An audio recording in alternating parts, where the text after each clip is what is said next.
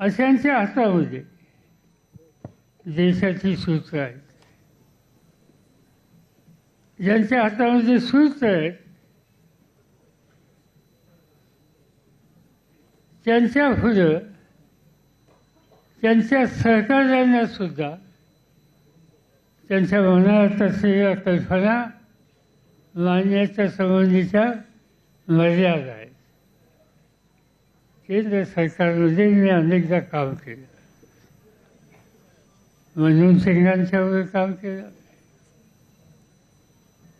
त्याच्या आधीच्या रावसाहेबांच्या मंत्रिमंडळात काम केलं. विरोधी पक्ष नेता म्हणून दिल्लीत काम केलं. या सगळ्यांची कामाची पद्धत बघितली.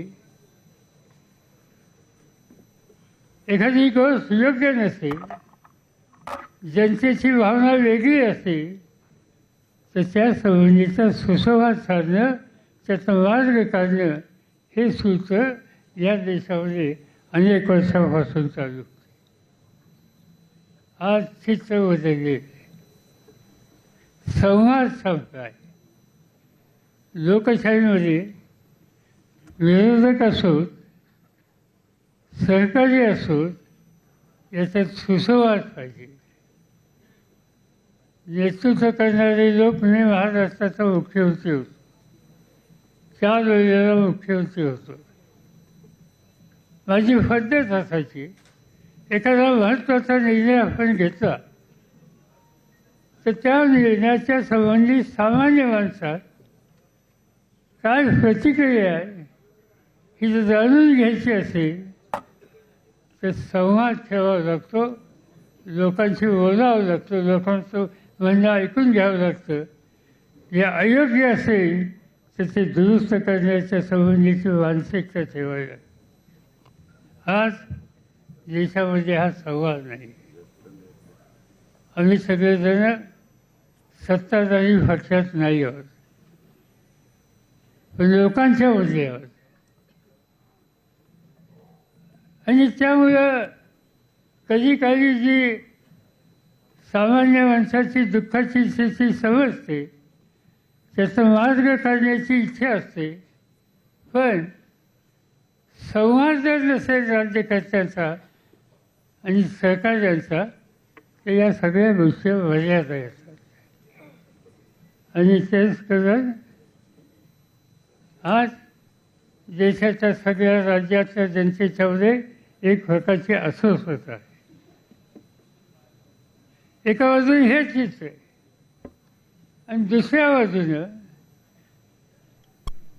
आम्ही लोकांनी प्रयत्न सुरू केले की लोकशाही टिकवायची असेल, संसदीय पद्धतीला शक्ती द्यायची असेल तर हा संवाद चालू करण्याच्या संबंधीचा प्रयत्न केला पाहिजे. आणि हा पहिला संवाद आम्ही सत्ताधारी पक्षात जे नाहीत त्या सगळ्यांना संघटित करायला सुरुवात केली. काही बैठका घेतल्या. बिहारमध्ये पाटण्यामध्ये आम्ही जमलो. अनेक पक्षांचे नेते जमले.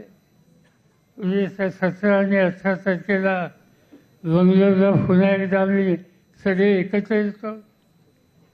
देशाच्या प्रश्नाची चर्चा करतो. कुठल्याही व्यक्तिगत विषय त्या ठिकाणी मांडत नाही.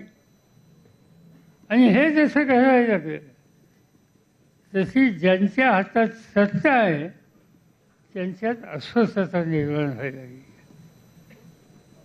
देशाच्या प्रधानमंत्र्यांनी 8 दिवसाच्या पूर्वी एक भाषण केलं. मला तो भोपाळला मध्य प्रदेशमध्ये. आणि त्यांनी सांगितलं की काँग्रेस पक्षाने इतक्या कलाकृतीचा भ्रष्टाचार केला. राष्ट्रवादी काँग्रेस पक्षाने 70 लाख कोटीचा भ्रष्टाचार, 70,000. आणि हे सांगत असताना